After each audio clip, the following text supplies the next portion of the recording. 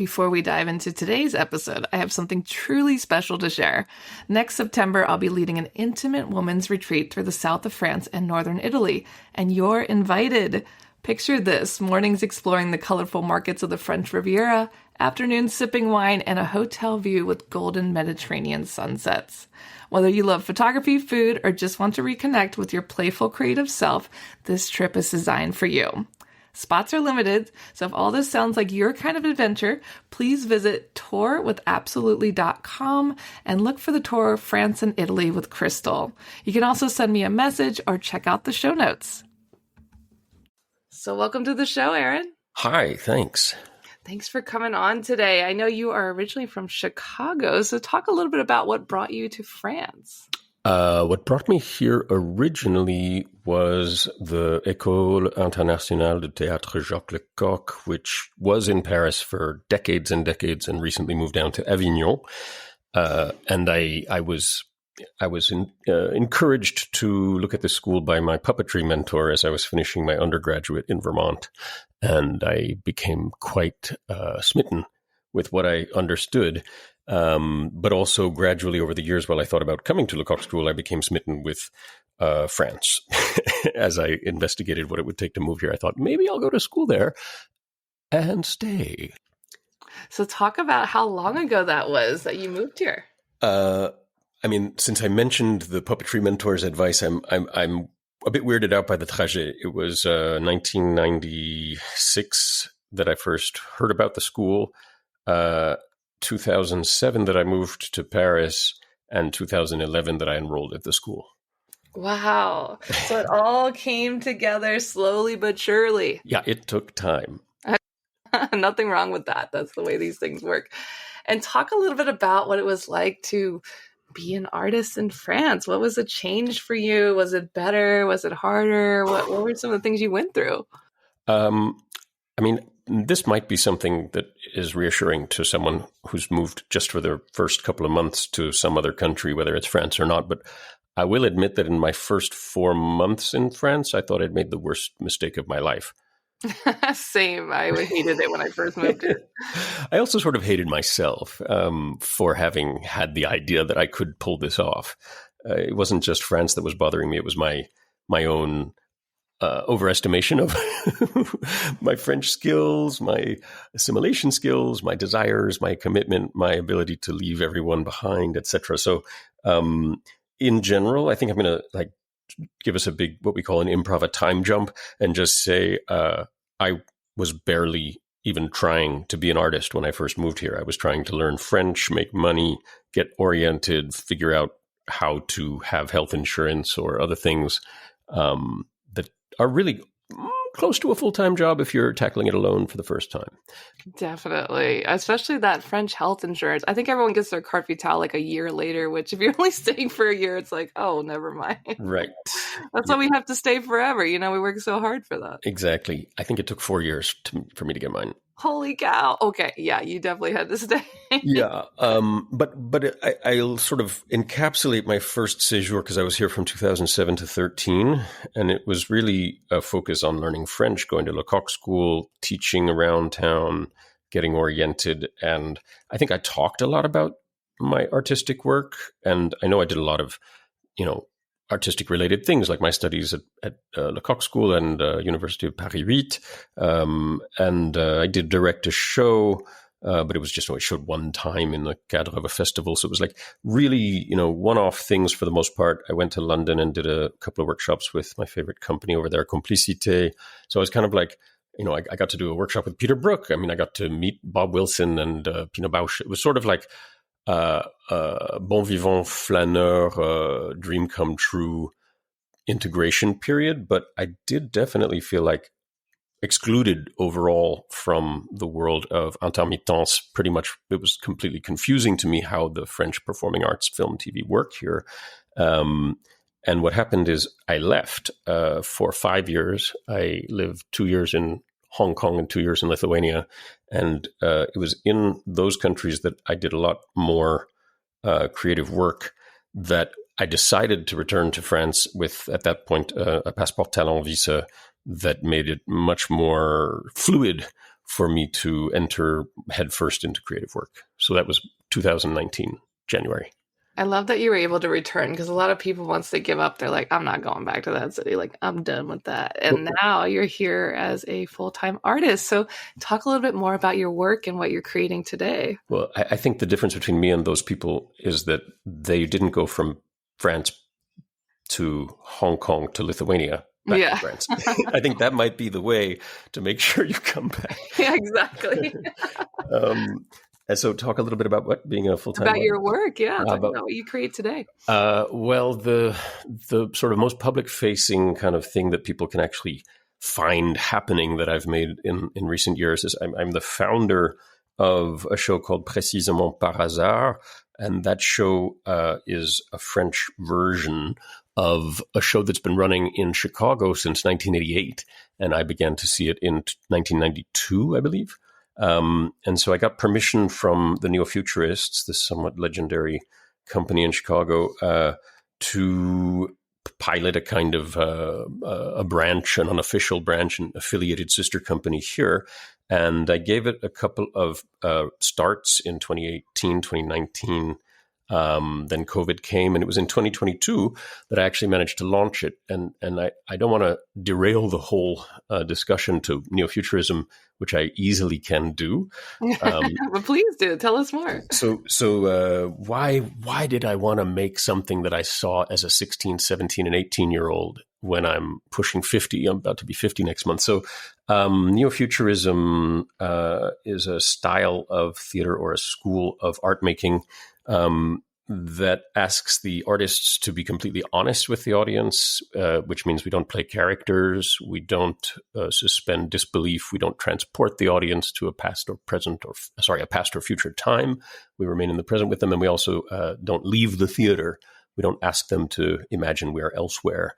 So it's a very, very kind of brute, honest, without artifice, kind of art making. And their signature show, which is what I've managed to build so far here in Paris, is called in the US, it's called the Infinite Wrench.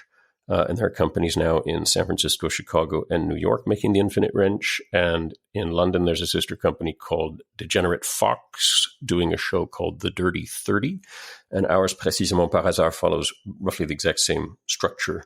And that is, we write short 2-minute plays that are following those rules, those constraints, and we give them titles, and we make a menu of 30 of those plays with the titles and some numbers next to them, and then we hang a clothesline over the stage with numbers 1 through 30 facing the audience and the titles facing upstage.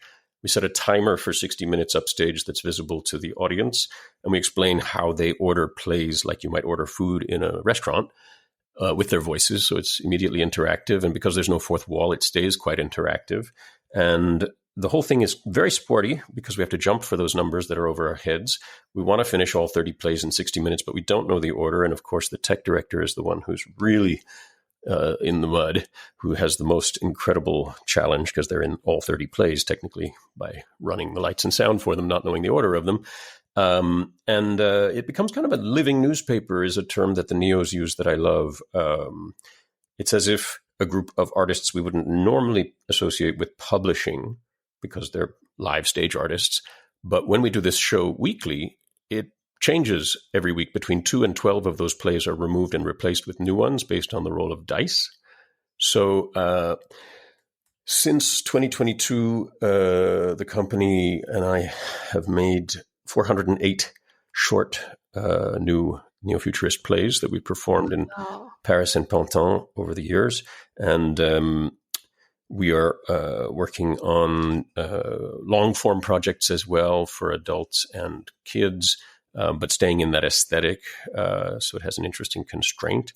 And we dream of having our own space, which the Chicago Neos do. None of the other companies do.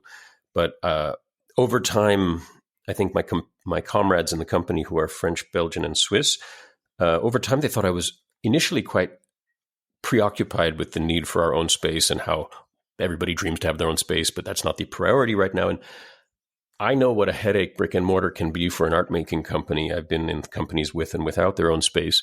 But because we're not improvisers, but we're not making normal theater, and our theater is theater, in the French brain that requires a drop-down menu classification for everything, we don't exist. We can't exist Yeah. for programmers and theater people. In a lot of ways, just reply to our dossier as, sorry, we already have an improv show in our programming. And we say, we It's don't. not the same. Yeah, we don't do improv. So that's the thing that has really, made a lot of waves in the last 2.5 years.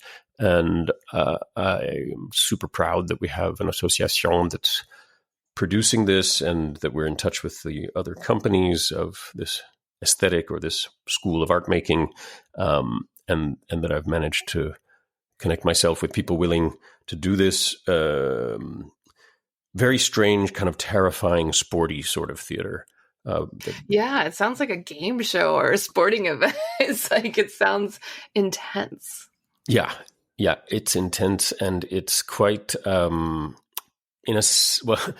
I mean, you might find it interesting to know that, like, for example, I have some people who work at Disney in the company.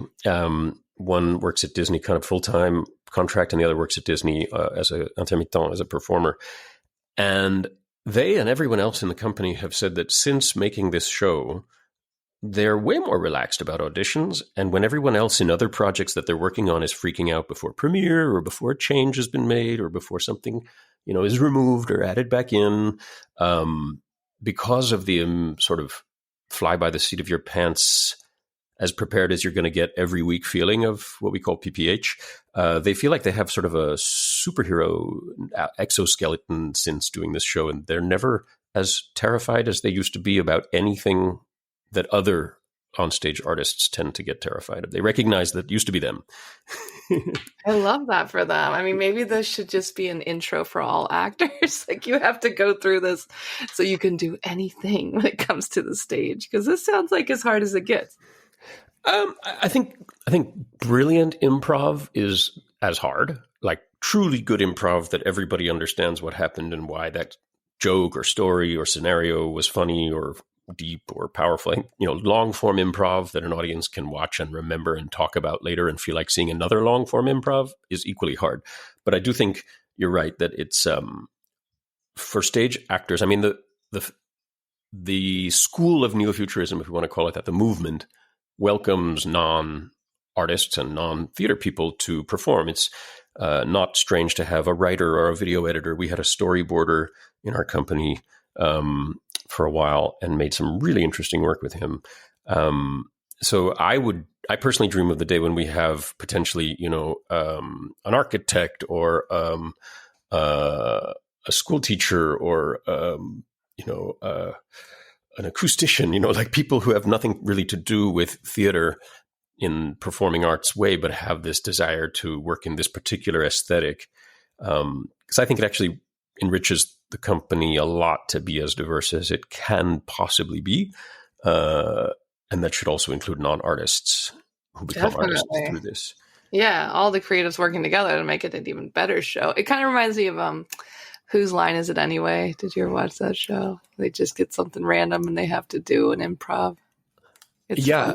It has that. What I love about it for audiences is that it has the energy of improv in our urgency and what the audience feels in the sort of electrified air of even those artists up there don't know what's about to happen.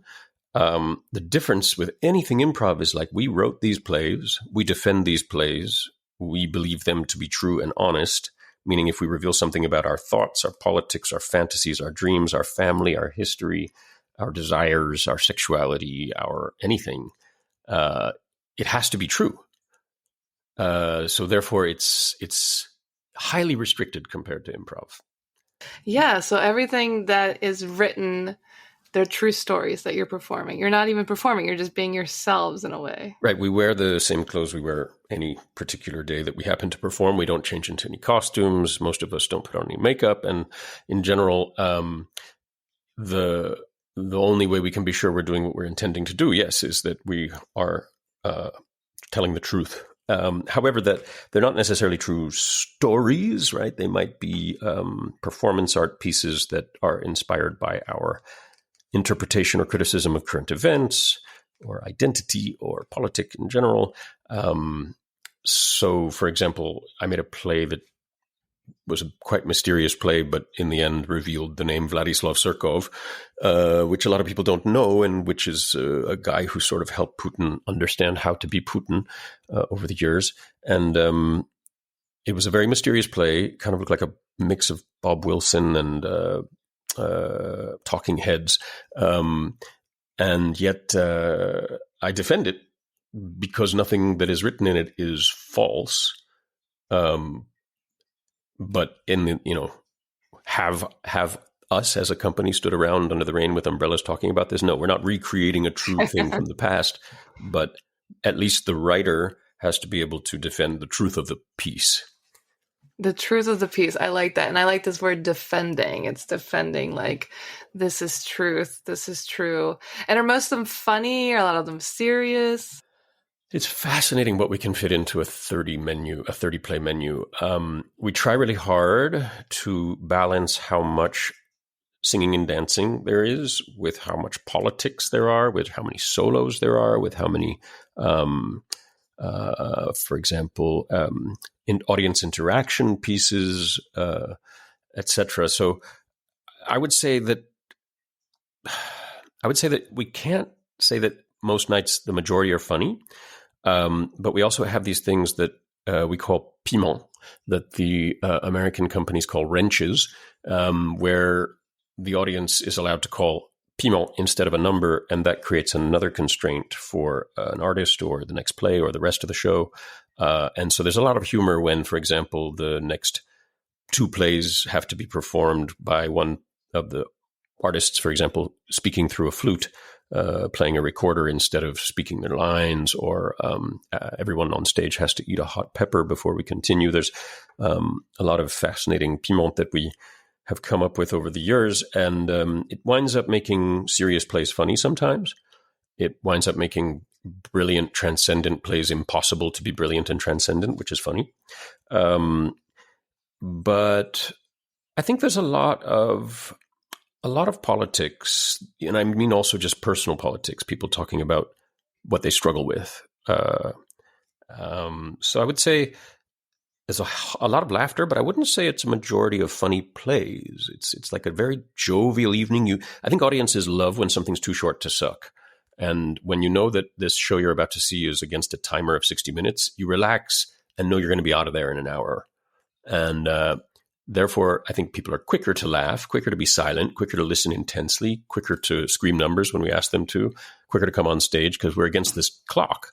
And so I think it's quite liberating, a bit like turning on a Netflix show and knowing that it's a 42-minute episode and not a 3-hour movie.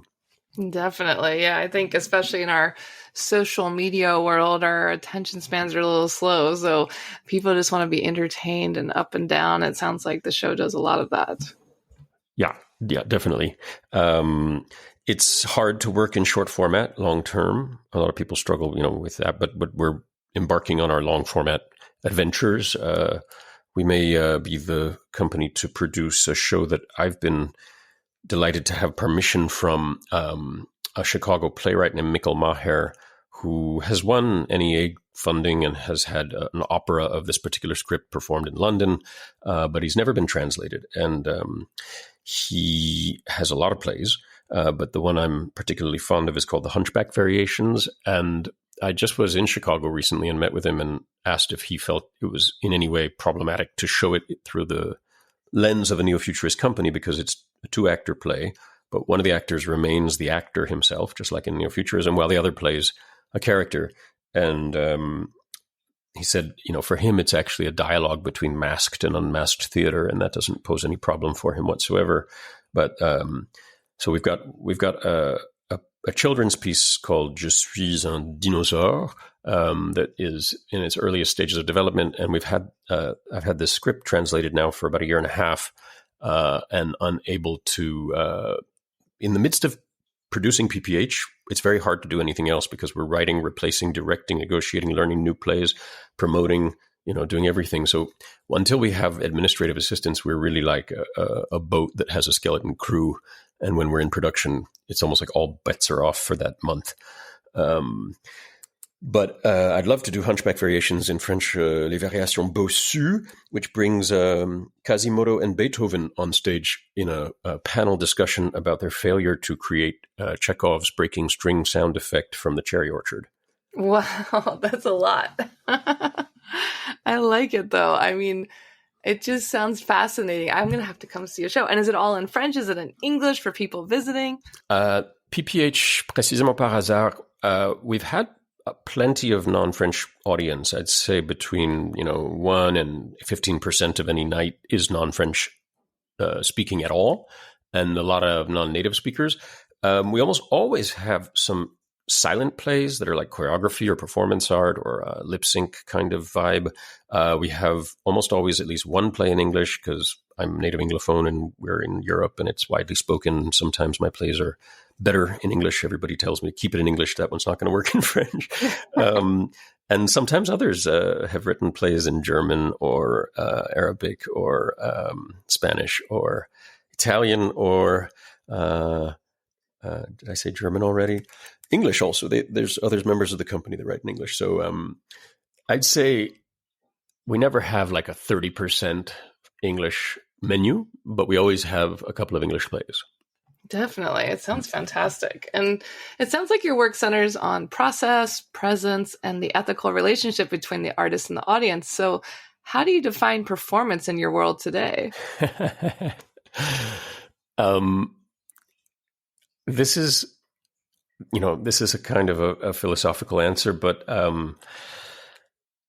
gradually, because I started in the theater very young at 10, 11 years old, gradually I've understood that performance and success in performance has a lot to do with staying alive. I know it sounds kind of morbid, but I've had so many friends die of overdoses and suicides from throughout the artistic community that I never imagined I would get to 50 years old and be happy with such an uncelebrated career. And so actually performance for me has always been about interrogating identity and about a form of honesty. I've studied a lot of clown, mask, movement theater, sound art, neo-futurism, improv. And I think what's so fascinating in so many of these experiences is we're always boiling it back down to being human, being as truly and sometimes as essentially human as possible. During COVID, Simon McBurney, the artistic director of Complicité, on a live stream with, I think it was Brian Eno and Laurie Anderson and Nitan Savani, whose name I might pronounce wrongly, apologies, said that he's confident theaters will reopen and succeed again because the theater is the place we go to remember what it means to be human. And I feel like performance, I've always been more interested in performance that is not purely entertainment. The public theaters in France interest me a lot. The festivals that get the public money, Charleville-Mézières, Avignon, Aurillac.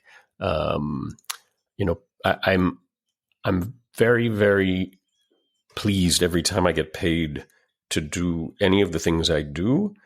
I think most of my family and friends thought I was being very unrealistic with my ambitions, and I'm very pleased that I live in a place where you can succeed at a very, very small degree and still not be homeless or without insurance or hungry. And I think that's, for me, like performance has a lot to do with presence. My favorite definition maybe of what is interesting on stage is that the performer's essence is radiating. Peter Brooks said this, that there's an essential radiance, that something essential and the essence of that human are radiating in such a way that we can't take our eyes off it. And I don't think it has a lot to do with virtuosity, to be honest. I think it has much, much more to do with honesty and encounter, the ability to be human in front of other humans without necessarily needing to perform, which is what every great clown masters, how to be there, literally doing nothing until something happens. And it's the clown's reaction that turns it into comedy all of a sudden. But sometimes the clown doesn't have a show. They're just waiting for the audience to make a sound, stand up, shift, cough, sneeze, baby cry, whatever. So I really am glad to have stayed alive long enough to kind of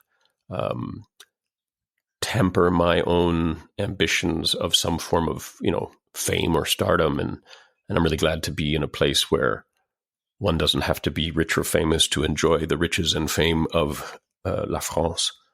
Definitely. France is great for that. And like you said, you can have health insurance, you can have some help from the government, you can have a beautiful life and not have to be rich and famous and just create your work. So there's something really special about that. And talk a little bit about, for artists struggling to feel seen or understood, especially those outside the mainstream, what's your advice? Is this like spoken broadly or in France or? Oh, yeah, broadly. I'm you might want to edit this when we're done, because I'm getting really frightened about technological capacities, not just AI, for the future of not just creative arts, but people being in rooms together with no mediation whatsoever. The through line in everything I do and teach, because I also teach yoga, Pilates, improv, acting, and obviously in the theater or the yoga class or the Pilates class or the improv class, your mobile phone is not welcome. We don't want to hear it. We don't care if you've got it in your pocket. We're not going to use it.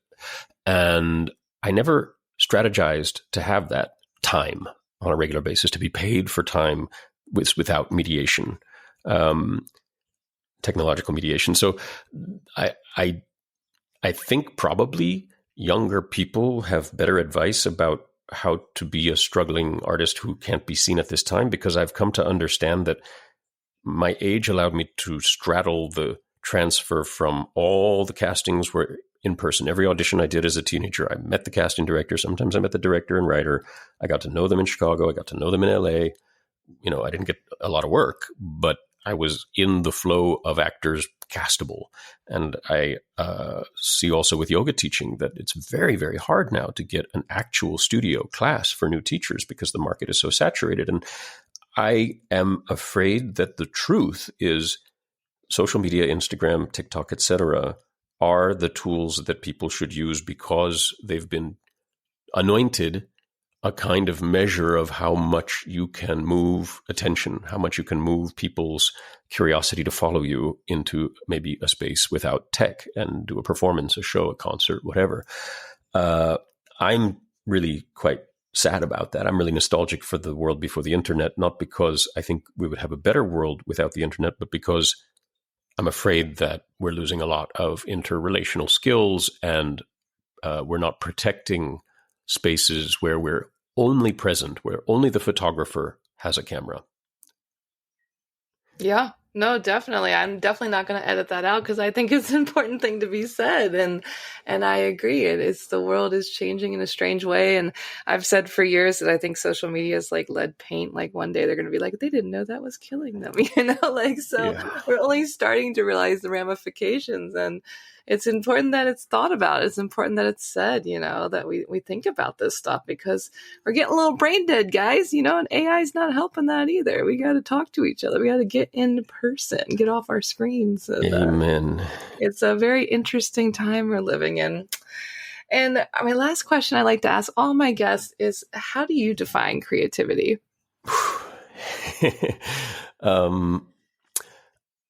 I think it's related to what I said earlier about performance. It's actually kind of a radical form of being present with yourself because it begins usually by yourself or in facilitation with a group or collaborators. But I don't think it's only about making new things. It has so much to do with what's actually happening and how we notice, I believe it's Susan Sontag and John Berger who've written so much about seeing and the meaning of images. And for me, it's so important to just observe the world around us all the time like a painter, which is something we really learn or are asked to leave at Lecoq School. And I think also there's a beautiful ability to really just reveal, not to pretend, not to put on more layers of identity, but to really just reveal whatever is your true essence. And I think in general, the most beautiful, most helpful thing I've come across in creativity all my life, my first company that I founded in 1996 was called Laboratory for Enthusiastic Collaboration, is collaboration, quite literally, to understand once you have a creative impulse, especially if you're working in live arts, time art, live art, 9 times out of 10, even Billie Eilish needed her brother, right? 9 times out of 10, you're going to need at least one person to work with you, and to listen to those people is a form of creativity. To work in collaboration is a form of creativity. And I'm not talking about comparing whose ideas are better. I'm talking about creating together in such a way that you don't know whose idea was what once the thing is done. I love that. Yeah, no, that's a great answer. I don't think I've had that one yet, so I like that. And I think that's a beautiful note to end on. Where can people connect with you, learn more about your work, and check out the show? I've got a website that has crystallized since 2018, but it's beautiful and it's still all true. I should update it. It's kahnartistworks.com, KAHNARTISTWORKS.com. And our company, Office National des Parcs et Jardins, the producers of Précisément par hasard, can be found at onpj.fr. And I do love to hear from random people. I write random musicians I saw 27 years ago about a concert that I'm remembering, and they write me back. You know, if you're interested in any of this stuff I'm talking about, I'd love to hear from you. And our company is always looking for new members, because what we do is so weird that often actors are not interested. So for quite a while, even though it doesn't look like quite a while, I've been making a podcast called Jig a Little, Little, Little Open with my longtime collaborator and dear, dear friend, Ira S. Murfin, PhD. And Jig a Little, Little, Little Open can be found at all the usual places. Thanks so much for tuning in to La Vie Creative. You can find more information on MissParisPhoto.com. And if you enjoyed this show, please feel free to share and spread the word for all my creative guests. We have the power to help them to keep doing what they love. See you next time.